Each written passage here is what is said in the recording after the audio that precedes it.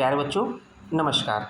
आज हम लोग चरक निदान 1 के अंतर्गत ज्वर निदान में हम लोग पढ़ने वाले हैं। ज्वर के पूर्व रूप के बारे में बात करते हैं। तो ज्वर एक बहुत ही सामान्य व्याधि है। अभी ज्वर का सीजन चल रहा है। आप लोग ने लगभग लगभग महसूस किया होगा कि जब ज्वर आने वाला होता है तो उसके कुछ लक्षण हम लोग को, लक्षण मतलब पूर्व रूप, कुछ आभास होने लगता है कि ज्वर, फीवर, ऐसा लगता है फीवर आ जाएगा। तो जो उस समय महसूस होता है वही पूर्व रूप है। तो क्या बोला है चरक ने निदान स्थान 1 के श्लोक नंबर 33 में बोला है। क्या बोला है?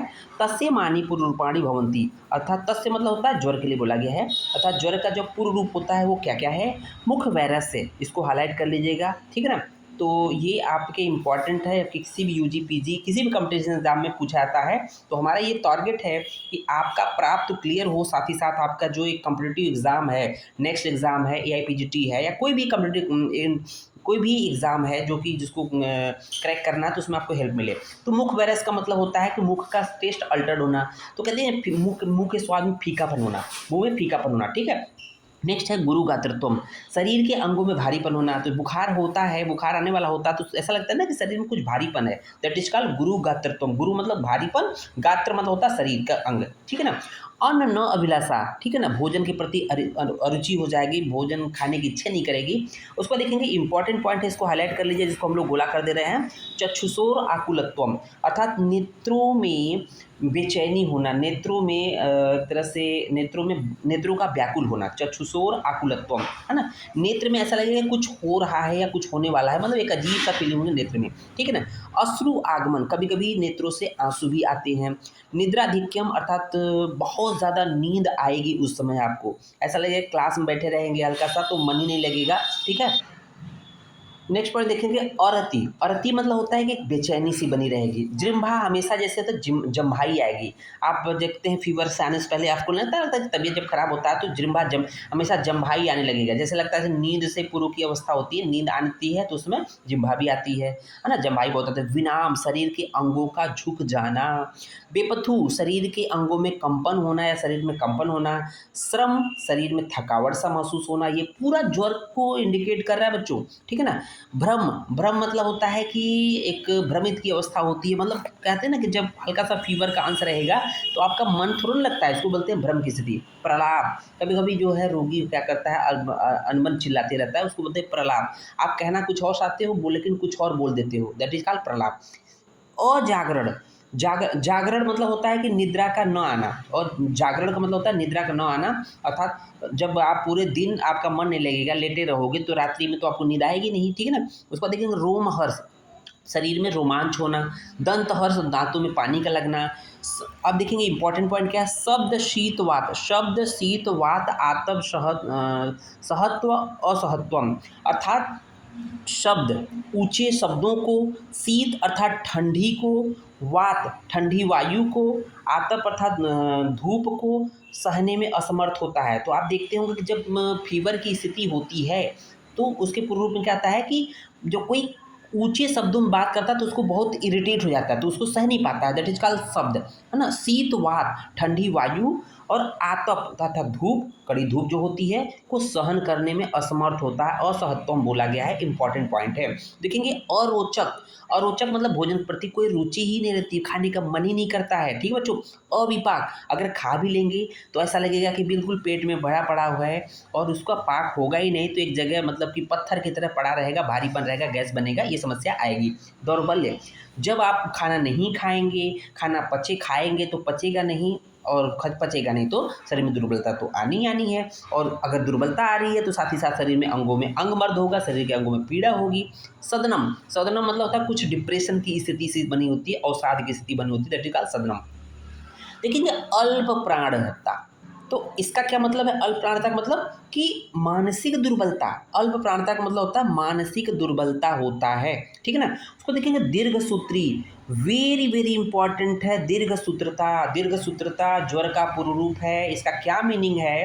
तो दीर्घ सूत्रता का मतलब क्या होता है कि जब आप के अंदर ताकत नहीं है, मन लग नहीं रहा है, तो कोई भी काम करने जाएंगे तो वो काम जो तबीयत ठीक होने पे कम समय में हो जाता है, जल्दी हो जाता है। वो आप जब तबीयत खराब होती है, फीवर रहता है, तो बहुत लंबा टाइम लेता है, उसको बोलते हैं दीर्घसूत्रता। अर्थात कोई भी काम करेंगे तो उसमें बहुत लंबा समय लग जाता है, दैट इज कॉल्ड दीर्घसूत्रा।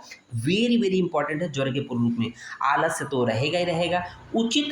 उचितस्य कर्मणो हीन हानि, अर्थात उचितस्य कर्मणो हानि का मतलब क्या है?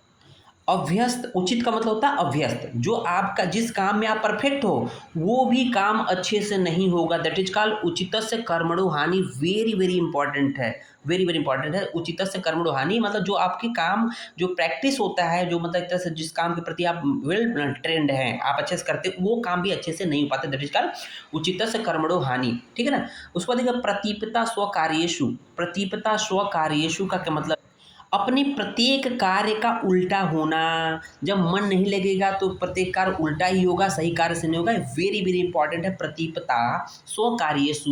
उसको देखेंगे गुरुराम वाकेस्व वाकेस्व अभ्यसूया, अर्थात अपने से श्रेष्ठ व्यक्तियों के वचन में वाक्यों में दोष देखना या उसको न मानना। जनरली आप क्या होता है कि जब अपने से बड़े व्यक्ति हो, श्रेष्ठ व्यक्ति हो, गुरु हो, उसकी कहना मानते हैं, लेकिन जब तबीयत खराब होगा तो आप उसकी बात नहीं मानोगे।